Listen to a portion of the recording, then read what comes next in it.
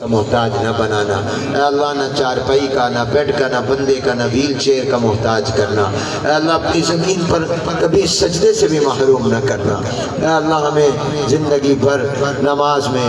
اپنی پیشانی سجدے کی حالت میں زمین پر رکھنے کی توفیق سے محروم نہ فرمانا، اے اللہ سب کو صحت عطا فرما، جسمانی روحانی بیماریوں سے شفائے کاملہ نصیب فرما،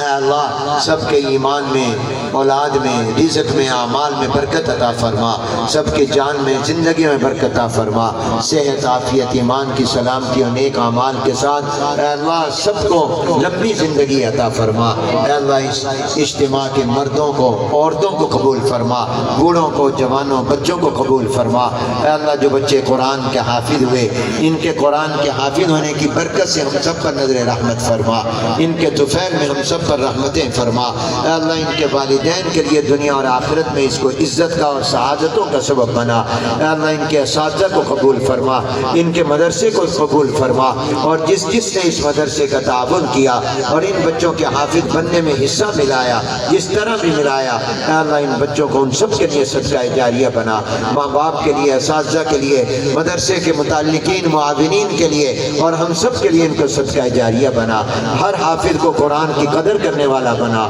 قرآن کی تلاوت کو زندگی کا معمول بنانے کی توفیق عطا فرما، قرآن کو یاد کرنے کے بعد بھلانے سے محفوظ فرما، اے اللہ ہر ایک مسلمان کو قرآن کی تلاوت روزانہ کرنے کی توفیق عطا فرما، اے اللہ ذی الحجہ کی ان مبارک راتوں اور دنوں کی برکتیں عطا فرما، اے اللہ ان دنوں میں روزہ رکھنے کی توفیق عطا فرما، اے اللہ راتوں کو عبادت کی توفیق عطا فرما۔